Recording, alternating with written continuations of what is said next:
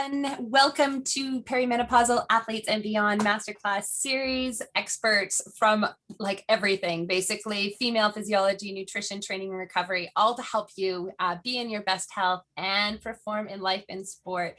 And today we are joined by Heidi Armstrong. So welcome. Thank you for having me. I'm glad to be here. Oh, it's so fun. It's just another this. Okay, well, let me tell you about Heidi before I get, get too far in this.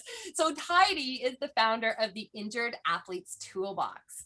And she is one of like maybe this many, maybe not even that many people. So I just raised five fingers of experts in the world who exclusively helps athletes, many of whom are in perimenopause or menopause. And she does this by helping them overcome the mental fallout of injury and stop the emotional roller coaster. This is huge. This is really big work. And it's awesome that she has just dived into this and really focused in on this, because she has taken over 300 injured athletes and really looked at language. She's looked at the emotions. She's looked at dove deep into how do we overcome or not overcome. I'm gonna use wrong language, I'm sure of it. In any case, how do we manage and deal with injury as we encounter it? How did she come to this work? 15 years of her own recovery from injury. I think I got that right, 15 years. So we're going to go a little bit into her story there. And now what is she doing? She's working with masters and age group athletes, professional athletes and veterans and active duty military, including two-time Marine Corps Female Athlete of the Year. So welcome. We can't wait till we dig into this with you. Likewise. Cool. All right. So like I said, we're going to have to understand how did you come to being one of the very few experts that have completely delved into injury? Well, in a nutshell, by doing it the wrong way the first time. So I was a professional mountain bike racer back when Jesus was a baby, and people were still racing with rigid front forks. Ouch. And I had a crash. I had a serious knee injury, and I subsequently lost my identity. And I went from being a very even-tempered, easygoing person to a very angry, insufferable person. Yeah. And it was my best friend that had an intervention with me. And she said, Heidi, you cannot do this anymore. And she said, you're never going to get through your injury this way. And she had some foresight because she's a physical therapist, not my PT, but she knew what my recovery was going to look like, and it was going to be years long. And she knew that I needed a mental overhaul. And in moments like that, when people are just give us the straight dope like that, our first tendency is to be defensive about it. But I wasn't defensive, and I just thought, wow, that took a lot of guts for her to say that to me. And she's seeing something I can't, and she loves me enough to step in. And so I got help, and that was in the form of a completely new care team, everything from MDs to PTs. I started psychotherapy for the first time. And I did a lot of work in terms of exercising other parts of my brain. And it was my PT that told me to pick up a single lens reflex camera. This is back in the days of film, and learn about the physics of lenses and light. So he was playing on the fact that I was a chemist at one point in my life. And so that would tap into that part of my brain that loves science, but also creativity. And I figured out when I was working on photographic endeavors that I didn't have pain anymore. I didn't feel like I was having an existential crisis. So I got some space from my injury. It didn't feel like such a burden. And so I began to build myself a schedule of these things. And the time that I spent training on my bike, I replaced with training my brain. And slowly I began to feel better mentally, and then subsequently physically, because if our mind is in a ditch, our body's never going to get better, right? And then everything shifted when I started to emerge out of this hole, and my surgeon called me and he said, hey, Heidi, I have this athlete with whom I'm working, and I don't think he needs psychotherapy, but he needs to talk to somebody else who's been in the hole and knows the way out. Can I give him your number? And I said, sure. And at the time I had a career, but I wanted to teach other people what I had learned so that they would suffer less, or more specifically learn how to suffer well, because there's a difference between suffering and suffering well. Huh. And so I started working with this individual, and then that led to someone else, and then my psychotherapist would call me, my PT would call me. And so the universe just put these people in my path to help. And then slowly over time, I began to realize I really enjoy this, which led to leaving out lots of details here, but a subsequent injury unrelated to the first. And I should mention, I actually made it all the way back to racing at my previous level, but not for too long, because shortly after that, I was cross country skiing, had a crash, and had a obscure knee fracture that led to an even more obscure complication that led to 8 surgeries and 4.5 years on crutches, more than a year on my back, and a constant passive motion machine, which I renamed the constant party machine. So if you've had an ACL reconstruction, little thing that bends and straightens your leg, like that was my thing for more than a year. And I had to quit my job. I had to quit life. Like I couldn't go out and see friends. I couldn't be up. Like I couldn't sit in a chair. So I was in my CPM, I was going to the bathroom, I was doing therapy, or I was at the pool during therapy for about a year and a half.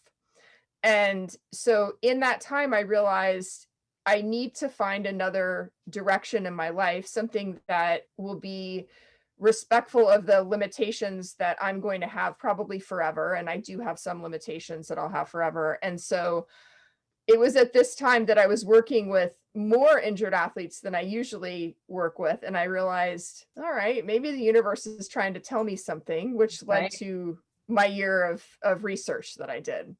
And so we can get into that a little bit more if you'd like, but that's how I made my shift. Huh. I mean, it's really amazing. I'm just thinking about, here you are knowing everything about your body, like just, I mean, it's almost like as an elite athlete, that's how you express yourself. It's Yes. in our sport. It becomes such our identity. And that was the learning. So this is really what you're talking about. And I'm also just trying to think of it as like, for our women in perimenopause or approaching or in or beyond, and we have this identity of who we were and how Yeah. that can, I mean, we can deal with injury, but it also is the shift of how do we become something different in some way. So it not only is your toolbox perfect for what it's meant to be, but it extrapolates massively. It Into does. different And points. interestingly, in my research, I included some athletes who were aging. So my subjects were ages 14 to 74. And the people that were aging or had some disease process going on, Yeah. they experienced the same emotional fallout as people who had an acute trauma. Isn't that fascinating, right? Mhm. Yeah. Yeah. I'm like in my head, it's just like, well, of course, of course.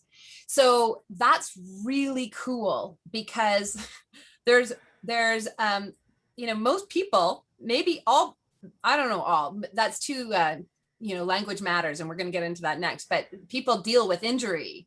And it's like, okay, well, if we can put ourselves into a situation then we can learn from our past, even though we're not there anymore, then we can really manage where we're going. So let me ask you my next question then. Mhm. So you have mentioned in a couple of comments, like language matters, and it matters a lot. So can you share with us some of these universal words, the things that we use, that athletes use to describe their emotional suffering and injury? Yes, yes. And I should mention that these words were common irrespective of gender, age, sport, and level within the sport. Okay, So that they is. truly are universal words. So frustration, impatience. If you've been injured, you're like, yep, that's me. That's so me. Yeah. And me too. I mean, we're all human, right? Yeah. Uh, anger and sadness, and women tended to identify more with sadness and men identified more with anger, but I was a really angry woman.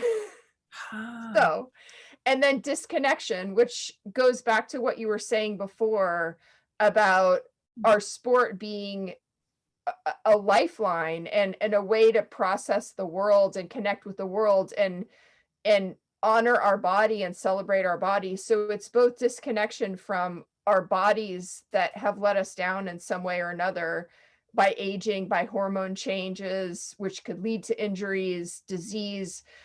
So our bodies have failed us, but also we feel disconnected from our training partners and our teammates and our walking buddies and the people we do yoga with. So we don't have our community anymore. So those were the words that people used. Oh yeah, and I'm trying to. I believe it's Dr. Sarah Lewis spoke about having the emotions of anger, and there's a signpost for an anger you need courage. So to come out of a place of anger, and so it's interesting that for women you said it was more sadness, and the signpost for sadness is this lack of connection again, and that totally makes sense because it's then coming back to our community. Yeah. And like a lot of women do it because we want to be social. Like I have a race team, and why do we want a race team? Because really we just want to ride together, and that's so important. So I can totally understand that. So give us if you will, some okay, so what are the toolbox? Yeah. Yeah. Yeah, tell us a bit more about that. I think it would be worth mentioning a little bit more of my research, and the other branch to it was speaking with athletes who seem to garner resilience and strength from their injury. And so these were people that would look back at their injury and say, no way in hell do I want to go through that again, but I am so glad that happened to me. So I was a patient at the Stedman Clinic in Vail, Colorado, because the condition that I have, arthrofibrosis, is so obscure and rare. There are about 4 doctors in the world that know what they're doing with it, and one of them was Richard Stedman in Vail, Colorado. So I was back and forth between Austin and Vail close to 30 times. And at the clinic, there are a lot of like-minded people there. And so I instantly connected with a professional soccer player, and he used to tell me, Heidi, before my injury, I was a soccer player, and after my injury, I became an athlete. And I thought that was so beautiful. And so he was the one that inspired me to look for, I call them recipes for success. So what are the general things that people do to overcome their injury from a mental and emotional perspective, but not only that, but capture the opportunity to grow and become a more resilient person and a more compassionate person. So those were things like practicing creativity. And by that, I don't mean just pick up your paintbrushes and your watercolors. I mean learning something new. And so I've had clients who have learned anything and everything you could think of, from gardening to metalsmithing to car repair. I mean, just everything. And these people would often learn something new in a structured way. So they would learn it in a class because that filled the hole of disconnection for them. Right. And it going back to what I said about me learning about and practicing photography, when we're using our brain in other ways, that's the calming part of our nervous system, or our parasympathetic nervous system, that's engaging. And so we get some space from our injury and it doesn't feel like such a burden. So that was the first thing. These people were not afraid to ask for help. So, I mean, how fiercely independent athletes are. And I mean, we would rather shove toothpicks up our fingernails than ask for help, right? So these people realized, okay, I feel disconnected. I'm looking at the top of a mountain that is so far away that the people up there are like the size of a pin. Like, I have to go up this mountain. I can't get there myself. I need to ask for help. Yeah. And so help brought them connection and compassion, and then all of the feel-good hormones that go along with that. And it brought them their community back. And these people did not use the word should or could. So how many times, I mean, I've done it. If you've been injured, you've done it, where you say stuff like, I should be able to run this far by now, or I should be able to bend my knee this much, or I should be able to lift this much weight.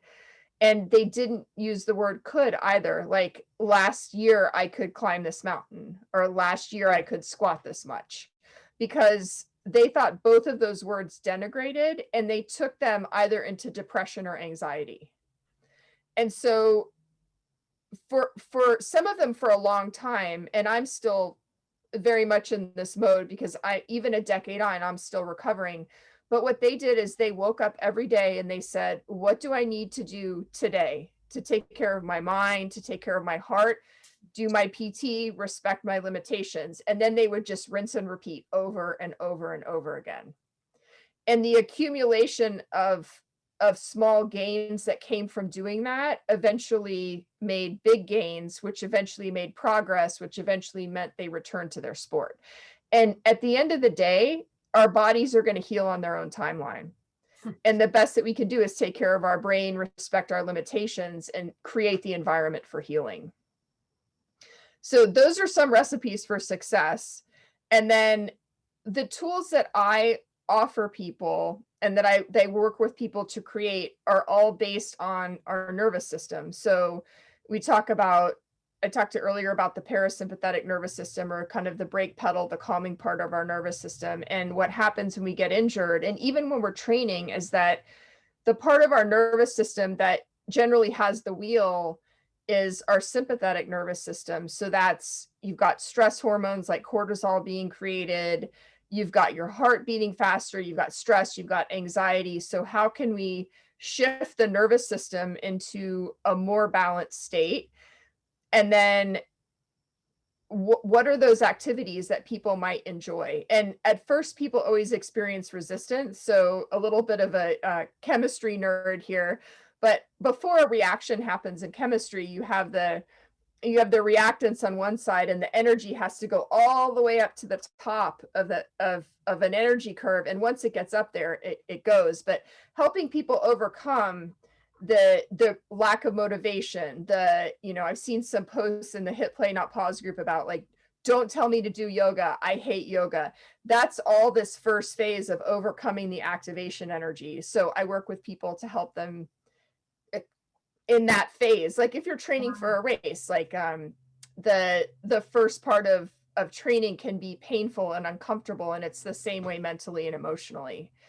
So what can we do during the time you're injured that you can gain resilience, that you can gain hope? I believe that hope is a verb, it's not a noun, it's a practice, and it comes from doing things that shift your nervous system, and taking that time you used to train and training your mind. And then also creating what I call fault tolerance. So this goes back to my days working on computers, computers and planes, computers and big data centers.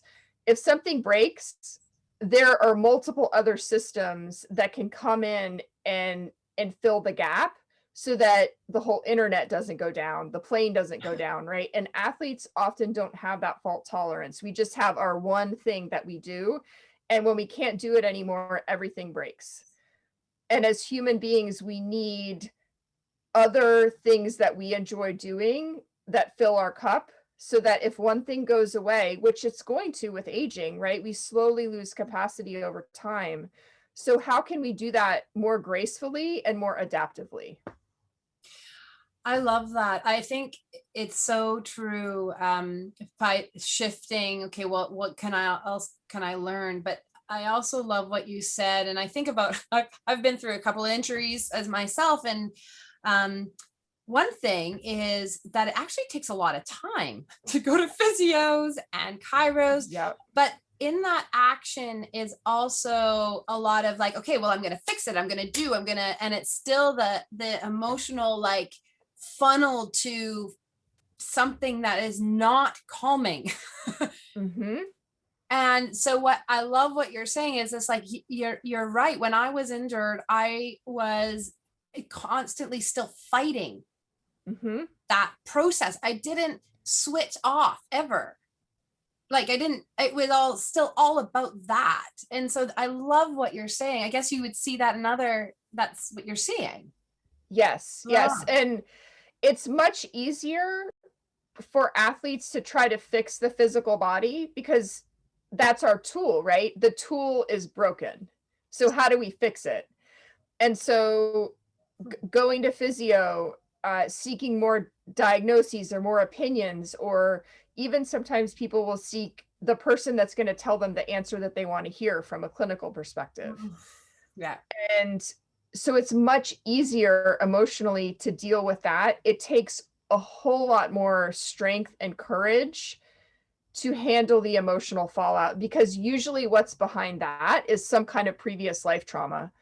And sports and movement is one of the ways that a lot of athletes process that. So it's very, very common with my clients to have some history of trauma, from childhood, from bad relationships. Their injury itself can be extremely traumatic. My injury was very, very traumatic. And so overcoming that is a true act of bravery. And it's way easier to just try to fix the broken leg or the broken elbow or your torn ACL than it is to deal with everything else. But to neglect the mental and emotional part of it is just leaving so much capacity on the table. It's like I was saying about my friend Keon, who went from a soccer player to an athlete. I mean, he overcame almost dying. I mean, being within hours of dying, and he returned to being a professional soccer player, but his game completely changed. It became a mental game, and he became so much smarter physically. So he became a better, stronger athlete. And so without doing the mental work, he would have left all that on the table. That's really fascinating. So, like, can you go into a little bit more about that specifically? And I know we're going to run out of time, but Yeah, so it's there, I would okay. love a part B. But anyway, because what is it about? So you're mentally, you're managing your emotions, you're understanding your emotions, and then you can take it to the next level as a physical athlete. And can you just kind of help us just by just a teaser or something, understand that a little bit better? Yeah. So the first step to overcoming trauma and stress and anxiety is understanding that it's like a weed. And if we have a weed in our yard and we mow over it with a lawnmower, 2 weeks later it comes right back, and then you mow over it and it comes right back. The only way to pull the weed out, which again, the weed is the stress, the anxiety, the past trauma, that it's whatever it is in your life that tells you I have to get back to running. Nobody can be around me if I can't run. I'm nobody without my sport. Whatever it is you're telling yourself and perseverating over, that's your weed. And so the first step is getting help. So somebody like me who can provide accountability and structure, and every athlete just yearns for understanding, which is how I started doing this to begin with. And it makes a huge difference to talk to somebody else who's been all the way down to the bottom of the hole and knows the way out. So that's step one. And then the majority of my clients also work with a mental health professional, and there is a type of therapy called EMDR. It's eye movement desensitization and reprocessing. And I've written a blog about it on my website, injuredathletestoolbox.com, where I talk about it more.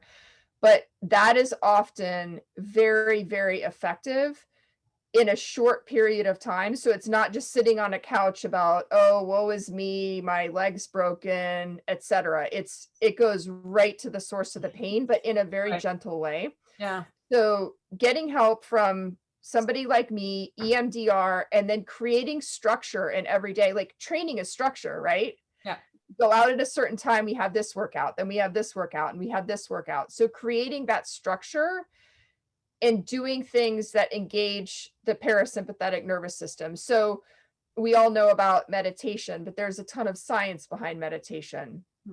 There are some really great books that people can read, especially When Things Fall Apart by Pema Chodron. There are tons of classes that people can take online. So like dailyom.com, DAILYOM.com. There are tons of classes on that website that a bunch of my clients have really loved. And then specific types of therapeutic writing, like all of the the perseveration we have, it has to have a way out of our head.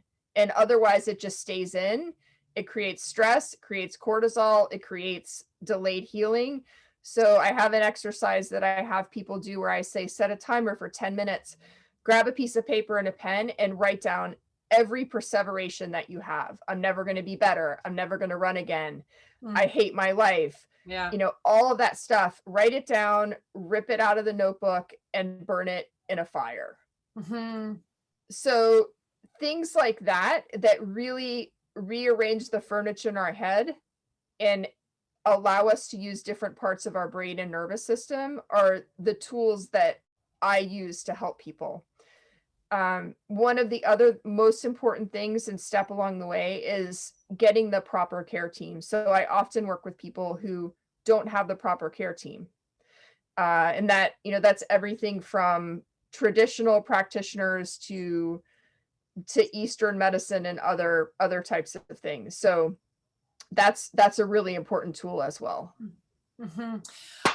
You have given us so much, like in this very short amount of time. I think that there's so much to think about, and I do understand why it's important to have the structure around it, because okay, so we now have so much to think about. Now where do I start? So before I know you've mentioned your website, but we're gonna just mention it at the end again. But before I get to the very end, so people know where to find you, I have 3 questions. Are you ready? Yes. All right. First one is, give us one moment of courage. Not giving up on my recovery, which would have been very easy to do. So as I mentioned, I had 8 surgeries. I spent 4.5 years on crutches. I learned how to walk again 5 times. And I was blessed with a clinical care team that I knew wouldn't give up on me unless I gave up on myself. So I just kept showing up day after day, and I still show up day after day. So it's 10 years on, and I still spend an hour to an hour and a half working on my body and the fallout of the actual trauma every day. And the bravery and grace it takes to do that. And I can't count how many times I've fallen down and had to give up. And so I have a strong vein of courage that runs through me. I would say that's so, thank you. Yeah, no, that was kind of brilliant. One thing that you're grateful for right now, I mean, they kind of dovetail, don't they? Yes, that I can walk. So there were years that I didn't know if I would walk again. And my doctor couldn't tell me if I would be able to walk again properly or if I would need crutches forever. So being able to walk through that dark time was another act of courage, not knowing what would be on the other side of it. But I can do a lot more than walk. In fact, last week I got point shoes. I've been studying ballet for about 3 years, and it just blows my mind that I could even do that.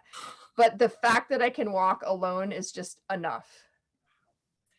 I'm also thankful for your friend that knew you were big enough and strong enough and powerful enough, just enough of everything that you already were, to have you, that intervention that you mentioned. So yeah, because otherwise you wouldn't be doing the work you're doing. So isn't that just, oh, absolutely. It's the kiss. It's my best friend Christine. I also call her my stunt double because she looks just like me. It's so perfect. It's so perfect. Yeah. All right. One piece of advice that you are going to have to just keep on telling yourself again and again and again. Find your edge and meet it with grace. Oh, I love that. Yeah, find your edge and meet it with grace. Well, we can take that on. All right. So you have provided all the people that are listening to this with a free gift. It's called the Simple Way to Speed Up Your Recovery Guide. Can you just share a tiny little bit about that? Absolutely. So I've mentioned my clinical team that helped me, and they were among the best surgeons and physical therapists in the world. And I interviewed about 20 of them, and I asked them what they wished every injured athlete knew from the beginning. And I put everything together in one document and then whittled it down to one page. So it is the most important things that you need to know to speed up your recovery when you get injured. Oh, I love it. Thank you for You're that. welcome. That's awesome. Where can people find you if they need you? I am at injuredathletestoolbox.com. Okay. And if you sign up for my newsletter there, then you can download the simple way to speed up your recovery, or you can email me at heidi@injuredathletestoolbox.com. That's amazing.